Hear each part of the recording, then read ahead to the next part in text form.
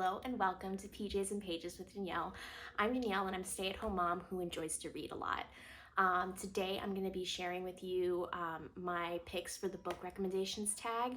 I'm really excited to share some books that I would recommend on a regular basis. So that way you guys kind of have an idea of the kinds of books that I like to read and the kinds of books that I'm probably going to be recommending to you in the future. So let's get started. So, for the first book recommendation, it's a book that you tell people is your favorite. And the book that I tell people is my favorite all the time is The Invisible Life of Addie LaRue. I read this back in 2020 and it has stuck with me. I think about it pretty regularly. The story is just absolutely stunning. It's about a woman named Addie LaRue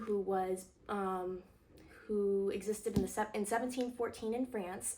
She's about to get married off to this awful man, and in her desperation she makes a deal with the devil, essentially a demon, and the deal is that she can live forever, but in order to live forever, no one will be able to remember who she is. So this includes, like, she goes to coffee with someone and they go to the bathroom and they forget who she is. She can never stay in their minds. She basically travels and roams the world as a nomad for centuries, until one day in New York, she steals a book from a bookstore, and when she goes back the next day, the bookseller remembers who she is.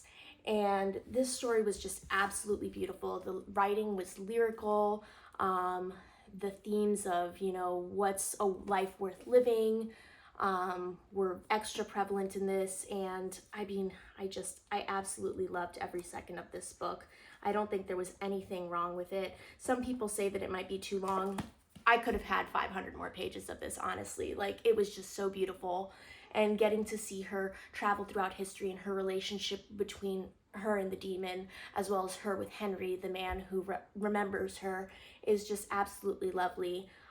Definitely high on my recommendations list. The Invisible Life of Addie LaRue by V.E. Schwab. The next book that I'm going to be talking about is a book that is my guilty pleasure read. I don't necessarily prescribe to the term guilty pleasure read because I don't feel guilty about it at all. I have no shame. But I guess a book that would fit into that category of guilty pleasure read would be the Beautiful Bastard series by Christina Lauren. I think it was their first series that they ever came out with, and it is significantly smuttier than their more recent stuff. Beautiful Bastard, actually the second book in the series, which is called Beautiful Stranger. I don't have a physical copy of it because I read it on my Kindle, but that one is about a woman whose kink is being watched. And so she meets this guy in a club, and he kind of figures out her kink real fast, and they end up having this like friends with benefits kind of relationship, and until their feelings start to grow for one another and they can't separate the friends part without the benefits.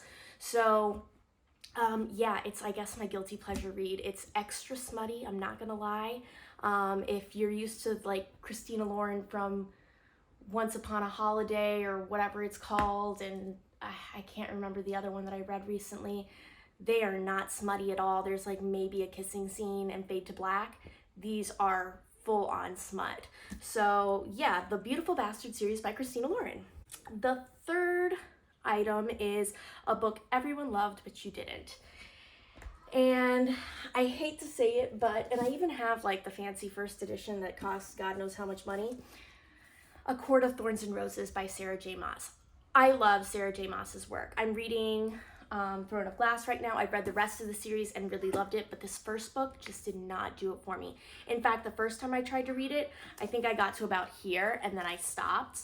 And then the second time I read it and I was like, I just don't get the hype. And so I thought I was not going to finish the series until a friend really recommended that I read the second one. And so I read the second one and I got the hype. But this first book is just very blah. Like, people love this book. It's about Feyre Acheron. When she's 19 years old, her family's dirt poor, and she goes out into the forest to hunt for them so that they could have food, so they're not starving. And instead of killing a wolf, she actually kills a fae. And the punishment for that is that she has to go dwell in she's like taken prisoner to the Fae world, or she has to be killed. So she goes to the Fae world to live with Tamlin. And yeah, it turns out living in the Fae world is not as awful as they make it out to be. I just didn't. It's supposed to be a Beauty and the Beast retelling, which is one of my favorite Disney stories, but I just didn't see. It didn't have that magic that Beauty and the Beast has for me. I didn't love Tamlin. I didn't love Feyre. I mean, I still, honestly, if we're being honest, I don't love Feyre at all. She's a solid character in the next 3 books, but she's still not my favorite. And yeah, I couldn't tell you what it was about this, but it just did nothing for me. So compared to everybody else's reactions to this, that they were like gaga over it, I didn't get the hype. So that is A Court of Thorns and Roses by Sarah J. Maas. The 4th book that I'm going to talk about is a book that I read the fastest, and I don't think I have it here with me, but that is the book I read the fastest is The Giver by Lois Lowry. This is a John Newbery Medal winner, and it is fantastic. It is a, it's not post-apocalyptic, dystopian world, where everything is black and white. Like, literally, people can only see black and white. And then he turns 12, and he starts training with someone called the Giver. And there's he starts feeling emotions that he's never had. Basically, he goes through puberty, and he starts to experience things and starts to feel things and starts to question the way society is forcing them to subvert their feelings and their emotions. So he starts to question what society is doing to their people and to their children. And he's got to decide whether he wants to fight back or not. So I read this. It's a really short book. This is like the mass market paperback one, and it's 179 pages. It's super short. I read it in one sitting. It was totally engrossing. The writing is beautiful, and I absolutely loved it. So The Giver by Lois Lowry. The next book. So the next book on the book recommendations tag is a book that deserves more hype. And I'm going to talk about this one for like the second time ever, and that is A Study in Drowning by Ava Reed. This is a book about a girl who is in a university setting. She's in an architectural college. There's 2 different paths, I guess you can take, architecture or literature, and women are not allowed in the literature college. So even though she has the scores for literature, she's forced into the architecture program. And she has an obsession with this writer, Emrys, how do you say his name? Emrys Murden, who wrote a story about a mortal girl who falls in love with the fairy king and then destroys him. And she has been plagued and haunted by this fairy king her whole life. And you can't ever really tell whether it's real or if it's imagined in her head. And I would say that she's a very unreliable narrator, which can be a lot of fun if done right, and I think it's done really, really well in this book. So she is this obsession with this writer, and there's a competition to redesign the Emrys Murden's Highwraith Manor, the big house that he lives in. So she applies for this competition and she wins. And when she gets there, she's not the only student that's there. It turns out there's a literature student who's doing some work on this author, and his name is Preston Ellery, and they are like complete opposites. He's super stodgy. She's like, happy-go-lucky, so grumpy sunshine a little bit. And he's actually, so he says that he's doing study on this author, but he's actually trying to prove that this author is not who he says he is, that he didn't write this book. And so she agrees to help him with his research, if only to show him that he's wrong. And through that process, they start to fall in love, but they also uncover a lot of secrets and mysteries surrounding this author and his work. It's beautifully written. It is just atmospheric. It's dark academia and gothic and absolutely phenomenal. There's lots of themes about feminism and the patriarchy and how it subverts, oh my God, how they oppress females and the ways that they do that. I absolutely loved A Study in Drowning by Ava Reed, and I will be reading it again and again and again. So a book that deserves more hype, definitely A Study in Drowning. Plus, guys, look how gorgeous this copy is. Like, this is the naked hardback. It's beautiful. And then those edges. Oh, it's so pretty. I love it so much. This is the Illumicrate edition, and I am absolutely obsessed. So, A Study in Drowning by Ava Reed, a book that should get significantly more hype than it does, for sure. A book that is becoming a TV show or a movie. So a book that is becoming a TV show or a movie is the next topic, and that what I'm going to choose for that one is Frankenstein by Mary Shelley. There's a movie coming out based loosely off of Frankenstein. I think it's called, I can't remember what it's called, Lady Frankenstein? I don't know. It's like a modernized version of it, and I think the girl is Dr. Frankenstein instead of the man being Dr. Frankenstein. Anyway, this one is by Mary Shelley, and if you have never heard of Frankenstein before, basically it takes place in 1818, and the Dr. Frankenstein is trying to recreate life and prove that he's God, essentially. And he creates this monster, and he sets it loose on the world, and it's just the story of them pursuing each other, the monster running from Dr. Frankenstein and Frankenstein running after the monster. And it's absolutely beautiful. There's some lines in here. I just wanted to read some from here. To be friendless is indeed to be unfortunate, but the hearts of men, when unprejudiced by any obvious self-interest, are full of brotherly love and charity. There's just some beautiful lines in here. Mary Shelley's a phenomenal author. She just writes so beautifully, and this story actually brought me to tears. Like, you feel pretty sad for the monster at points, and you know, it's not his fault. So Frankenstein by Mary Shelley is definitely a book I would recommend that's becoming a movie or a TV show. Okay, a book I have reread the most. So a book that I've reread the most is Not So Nice Guy by R.S. Gray. I usually read it through Kindle Unlimited, but I do want to buy a physical copy to support the author as well in that capacity. Not So Nice Guy by R.S. Gray is about two teachers who are best friends. They start working at the same school together, and one of them's in a relationship, the other one's not, or they're both in relationships, and there's clearly an attraction to each other, but they decide to just be friends instead.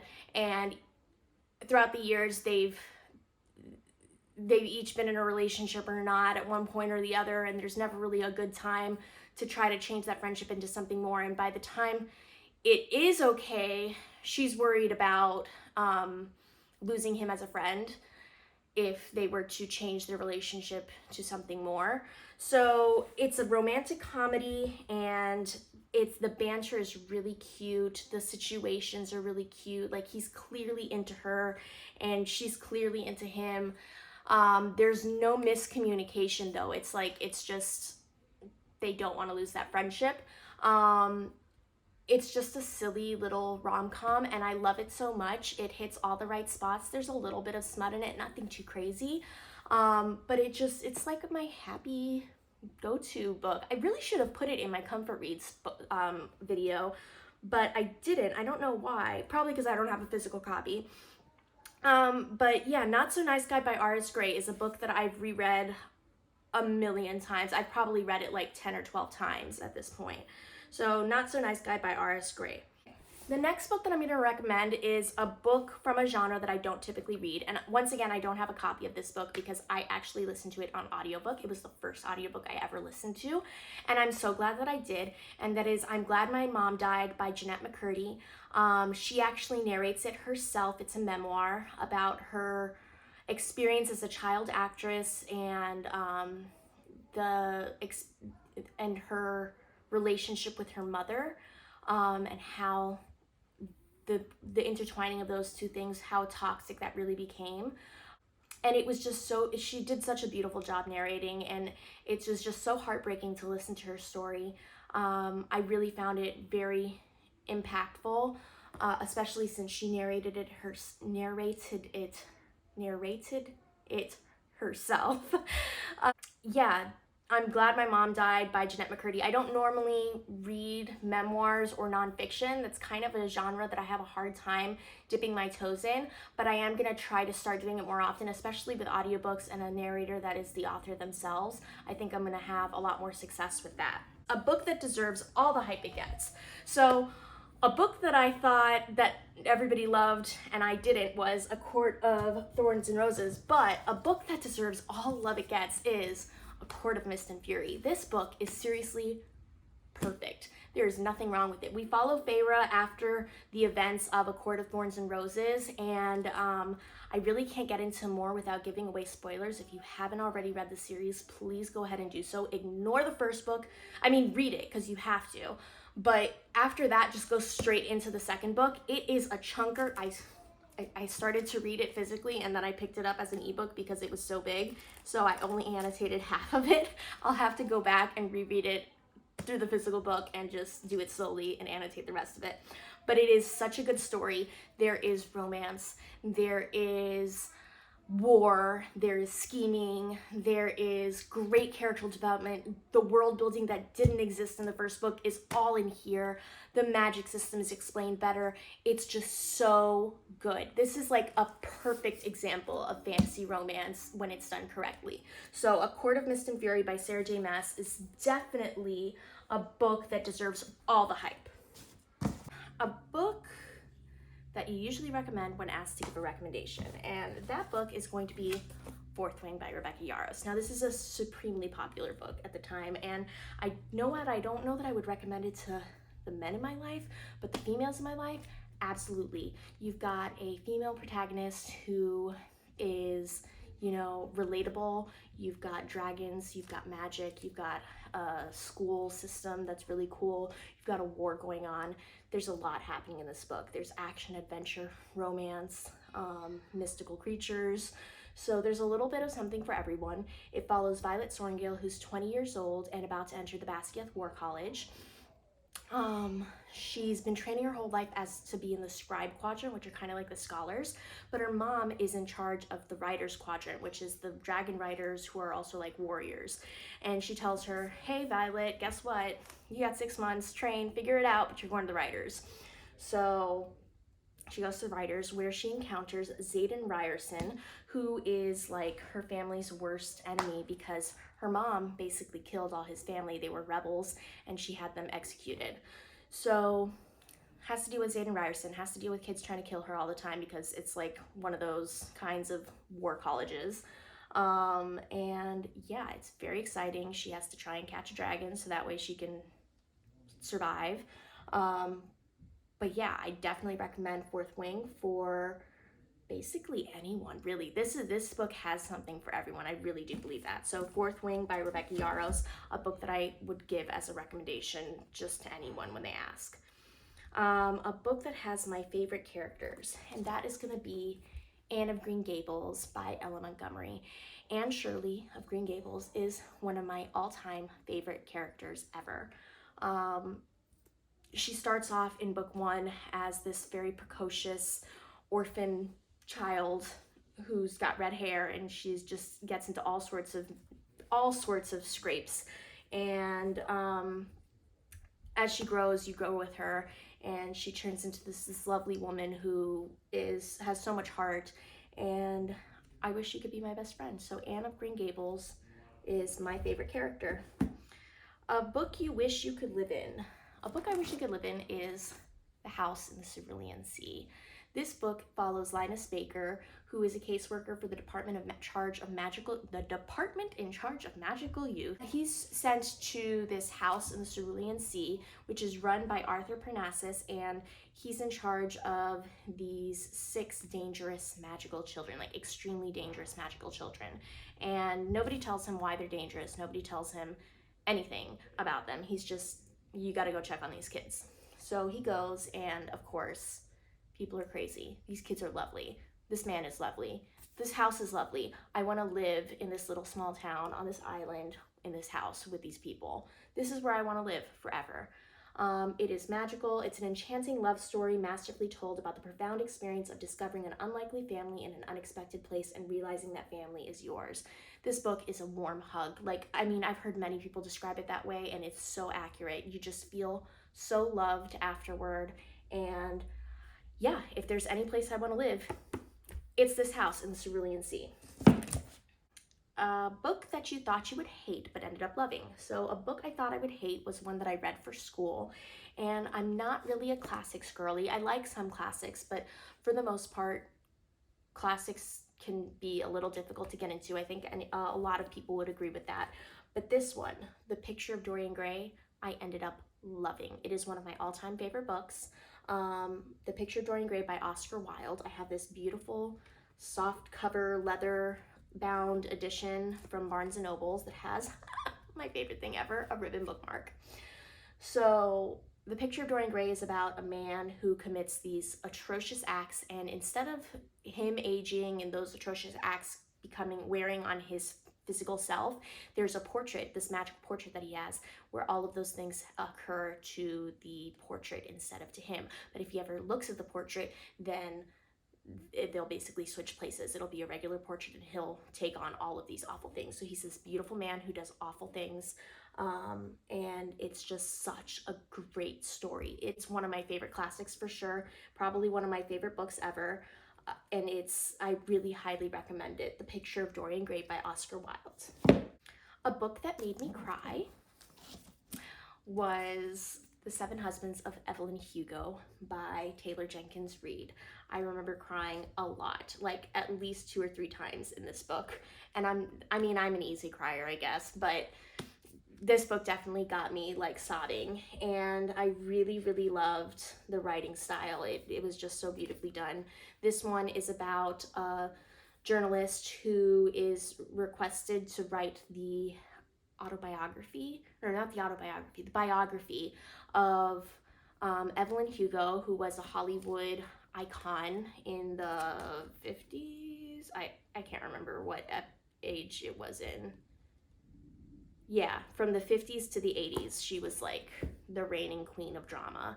And basically she's ready to reveal all of her scandals and the things behind her life that she's been so secretive about, and she's gonna let them all loose to this journalist, and we don't know exactly why, but you get to find out throughout the story, and it is just heartbreaking.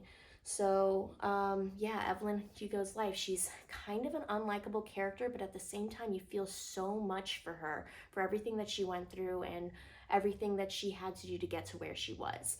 So The Seven Husbands of Evelyn Hugo is definitely a book that made me cry.